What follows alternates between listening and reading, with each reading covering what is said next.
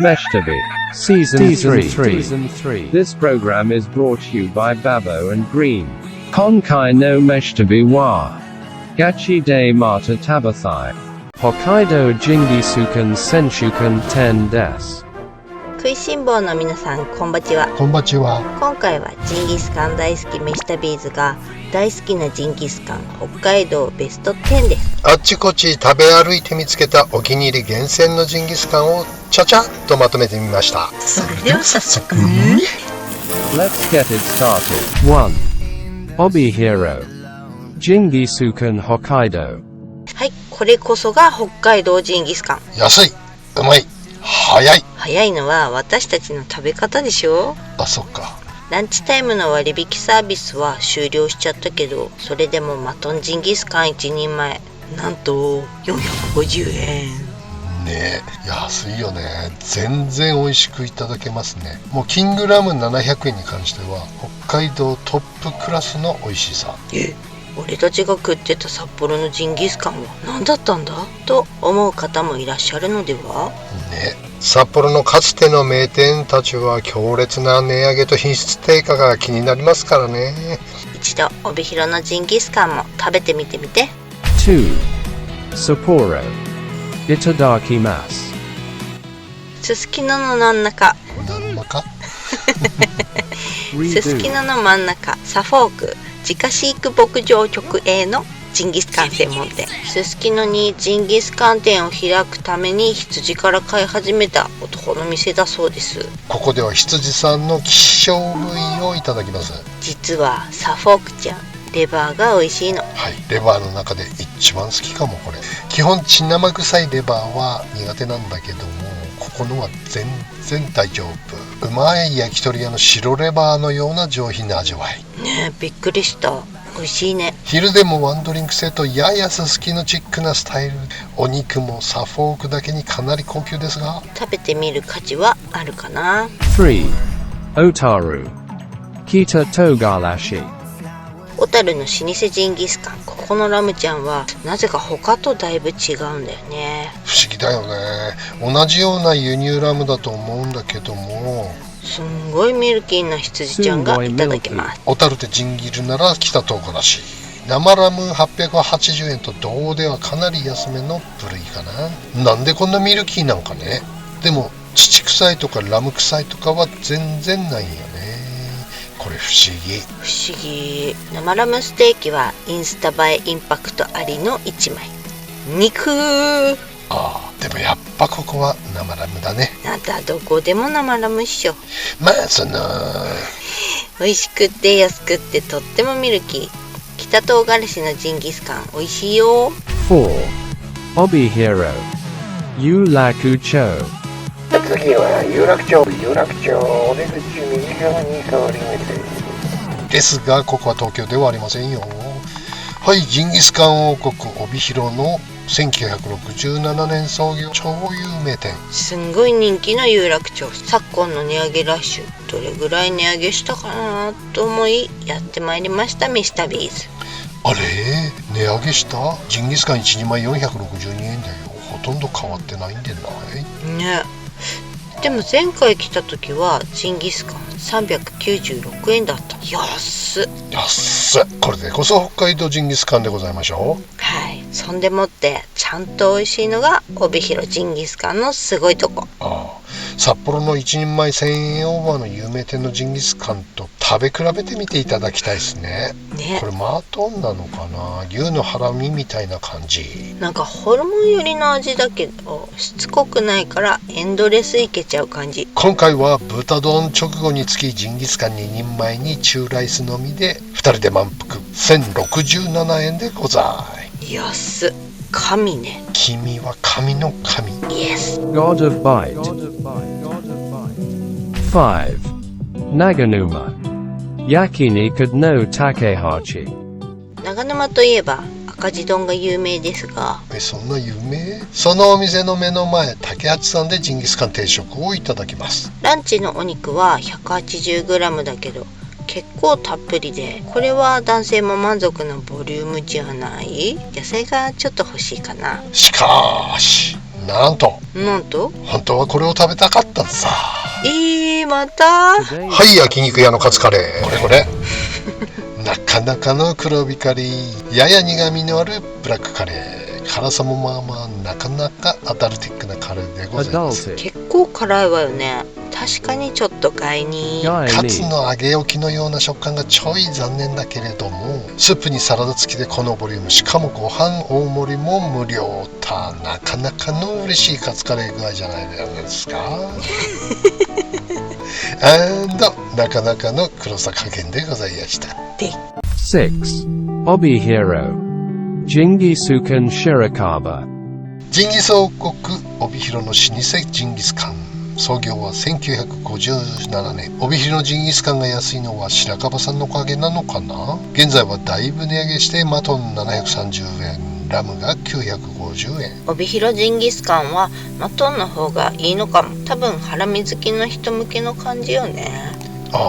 大量に肉摂取するならマトンがいいね。ラムはフレッシュジューシーな肉感がうまい。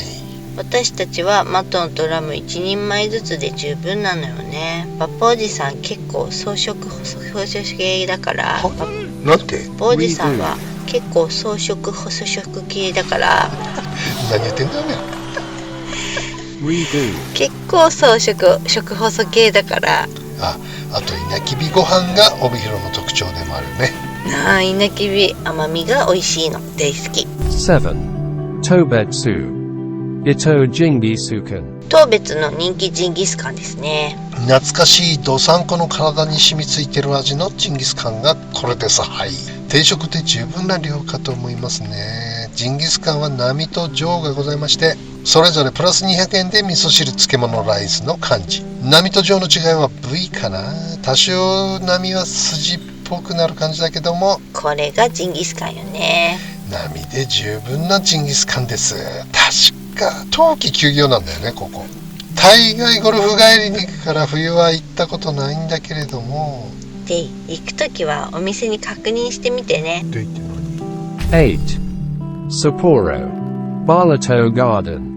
バラトハワイランドの目と鼻の先にございますバラトガーデン。こちらは漁師だった先代が川魚料理とジンギスカンのお店として開業。あれは1970年頃だったかな。バラとハワイランド？何それ？俺知らない？南の国ハワイがそのまま引っ越してきたをキャッチコピーに巨大温水プールやホテル、ボーリング場、パノラマ浴場などを備えた総合レジャー施設さ。ガトーキングダムのことでしょ？違うよ、バラとハワイランド。ガトーキングダムのちょうど石狩街道を挟んだ反対側だよ。行ったことない？ない、知らない。そんなのもうとっくの昔になくなってんしょ。マジで？こちらはジンギスカンランチがリーズナブルにいただけます。札幌界隈で気軽にジンギスカンを味わえるのはここくらいしか思いつかなくなってしまいましたね。なんとも怪しげなオブジェがいっぱいの入り口。中に入ると焼肉かステーキかと聞かれます。もともとは焼肉とステーキ2つの店に分かれてたんだけど、今は合体したんだよね。ジンギスカンランチは生ラムと味付けの2種類、サラダ、スープ、ドリンク付きでこのお値段。普通に美味しいよね。全然美味しい。おじさんは生ラム派。私も。でもどっちも美味しいね。9. Asahikawa Daikoku Ya。 旭川が誇る大人気ジンギスカン。次に紹介するお店を知るまではここが最強だと思っていました。そうだね。でも気軽に普段使いしたいジンギスカンはやっぱここかな。輸入ラムを輸入ラムを使用したジンギスカンの場合、そんなに使用する肉に大差はないんでしょうけど、どうしてこんなに違うのかしらと思っちゃうお店ね。そうだね。最後に紹介するお店もそうだけど、肉のプロフェッショナルなんじゃないかな。肉のプロフェッショナル。一番美味しいタイミングで出してくれる下処理や焼き加減でこんなに味違うって感じ。全く驚かされます。全く驚かされます。はい。あと大黒屋さんは野菜が無料で好きなだけってのがポイント高いよね。そうだね。おかわりしたことはないけどね。生ラムジンギスカン好きなら知っておきたい、いや知っていなければならない一見かと思います。旭川でこれを食べずに素通りすることはないわね。間違いない。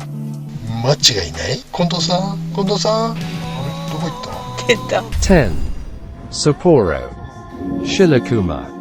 ずーっと探してたのよね、美味しいサフォーク。標別でもいろいろ食べてみたんだけどね、サフォークは原産国であるイギリスのサフォーク州にちなんで名付けられた大型の顔と手足が黒い羊で、フランス料理においては最高級な素材として活用されているんだよ。北海道では1967年にオーストラリアから輸入したサフォーク種を標津市営綿養牧場で飼育し始めたことで知名度を上げてきたんだね。でも和牛みたいに無条件で美味しいってわけではないみたいなのよね。でもさ、今回このお店でサフォーク言うけど、サフォークだからって決して美味しいとは限らないということと、サフォークはめちゃめちゃうまいということを教えていただきましたね。びっくりした。正直もうメシタビーズの中ではサフォークイコール高いだけでさほど美味しいものではないというレッテル貼っちゃってたものね。でも違った。処理方法、保存の仕方、いろんな条件で美味しくもなるしまずくもなるのよね。はい、こちらのお店では最高のコンディションでその時々に美味しい産地のサフォークをいただけますです。1人前に1900円って思ったけど、一口で声出たない。はって出た全然違う。今まで食べたサフォークは何だったのって。これは圧倒的だったわ。人生で一番美味しいジンギスカンいただきました。このお肉なら塩で食べても美味しい。はい、あちこちで散々サフォーク探し回ったんだけど、なかなか美味しいのなくってね。それこそ標津でも肉屋で買って自分らで焼いても食べてみたんだけども、高くても味はって感じのが多くってね、この値段なら絶対和牛食った方がええわって言ってたんだよね。そうしたっけ？ここでサフォーク食ったっけ？久々立ち上がったのね。うまっって。立った顔見合わせて夫婦キョトン入ったよね。でも白熊大将も言うてたね。サフォークだからって無条件にうまいわけではないと。あれすげえ納得した。だってここでサフォーク食って初めてうまいと思ったんだからね。そうあらサフォークってこんなに美味しかったのねってね。それくらい美味しく出せているお店が少ないってことなんだよね。これはどうしてなんだ。というわけで今回は私たちが北海道で好きなジンギスカン10軒を紹介しました。もっと美味しいお店をご存知の方は教えたくないかもしれないけど、こっそりコメント欄で教えてくださいね。コメント欄ってなんだ。Chikai no Meshitabi wa Gachi de Mata Tabathai Hidaka Biratari Kaiwai des Otanoshimini. See you soon. 小学校の時かな、水事遠足っていうのがあって、ジンギスカンを河原で食べた記憶がありますね。水事遠足で？あれって今もやってんのかな、水事遠足。今あんのかな。これ北海道独特の行事らしいんだよね。同級生に S っていう友達がいて、そういう行事ことあるごとに怪我するやつがいてね。昼休みには相撲を取って骨折でしょ、スキー学習に行ったら凍傷にかかり水事遠足ではかまいたちって何？かまいたち知らない？なんか転んだりした時になんか真空状態になって皮膚が裂けるっていう症状をかまいたちっていうの。俺その時に初めてそのかまいたちっていう言葉を聞いたんだけど、パックリ膝割れててさ、怖っ。もう救急車で運ばれたんだよね。大変大事だね。お笑い芸人じゃないんだよ、かまいたちは。河原で漫才始めたのかと思った。自転車部では転倒して骨折したり、スキー旅行に行けば、ジャンプしてすっ転んだ顔中血だらけになったり、ビクニにキャンプ行きゃ、あの時は何にもねえの。あの時は俺が溺れかけたのか。そうなの？両足いっぺんに釣ってさ、うわ一人で沖の島の50メートル離れてたぐらいの島のとこまで行って、アワビ取ったっけ、両足釣って、やばかったんだよあの時。アワビのたたりだ、取るなってそうなんだ、面白いね。目つき悪いから地下鉄に乗ってりゃすぐ絡まれてさ、気がついたらタコの生徒に囲まれてんだよね、どっか連れてかれて、危な。アンブレイカブルってあんじゃん、あれの真逆バージョンすぐ壊れる